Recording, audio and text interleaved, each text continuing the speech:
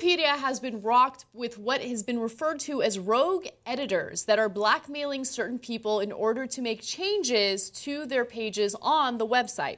Now, according to Wikipedia, they have taken action against what is described as the coordinated group of fraudsters by blocking 381 accounts. An investigation has found that the accounts were controlled by Wikipedia users offering to change articles about companies and private individuals in exchange for payment. So oftentimes what happens with Wikipedia, which of course is very, very strict in keeping the credibility of their site, is people who have businesses will want to post pages about their businesses in an effort to be very promotional, right? And so Wikipedia will decide, well, this is just a promotional page. We're not going to allow it, so we're not going to publish it. This is when the rogue editors come in, and they'll contact the business owners, and they'll say, all you got to do is give me a couple $100, and I'll make sure that it gets posted. And more often than not, people will fall for this scam and they will pay, and their pages might get posted for a few hours, but then Wikipedia will take it down because it's breaking the rules of Wikipedia. It's just a promotional page. The scam worked by targeting firms struggling to get pages about their businesses on Wikipedia. They were often told their articles had been rejected due to concerns of excessive promotional content, although in some cases the scammers themselves may have been the ones causing the articles to be removed in the first place. See, that's the thing with greed. There's no end to it, right? So in this case, if they left well enough alone, like, okay, so you put up your Wikipedia page about your business, they come and take it down, and they give me a couple $100, I put it back up. Okay, they do that, and the guy doesn't know it because he says he's an official from Wikipedia. Just leave it up, right? Now, Wikipedia might take it down anyway, in which case you might get exposed.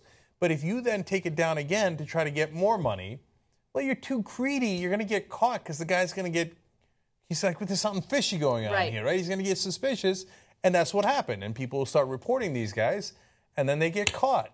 That's the problem with criminals, unless they're bankers, right? Their greed is what always does them in. Yeah, what I love is that Wikipedia cares so much about their credibility that they are really strict with what gets posted on their website, right? They want to fact check everything. They've already taken down at least 210 articles that were part of this whole scam. They want to make sure the information that you get and the information you read is as accurate as possible. But I feel like sometimes they go a little too far. So I'm going to speak from personal experience. There was all this controversy with my Wikipedia page, which, by the way, I didn't create myself, right? I had nothing to do with my own Wikipedia page.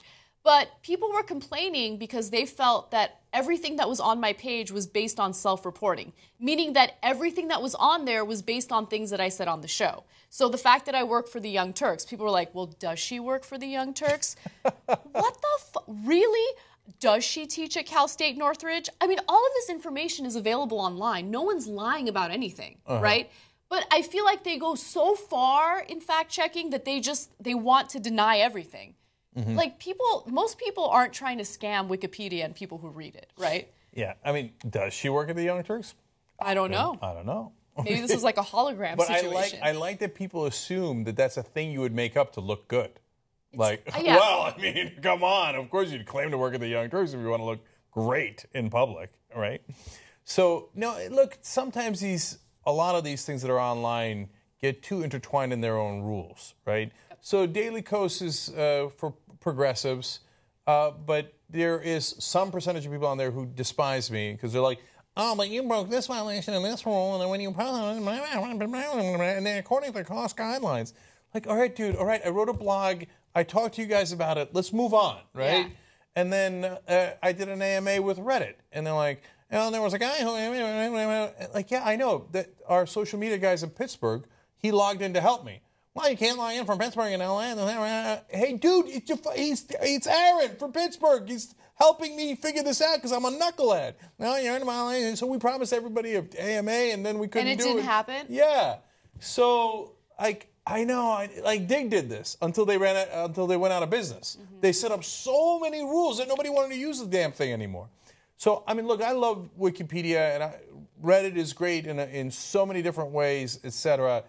So it's not that I don't have love for them. I'm just asking you guys to bring it down one notch, right? Yeah.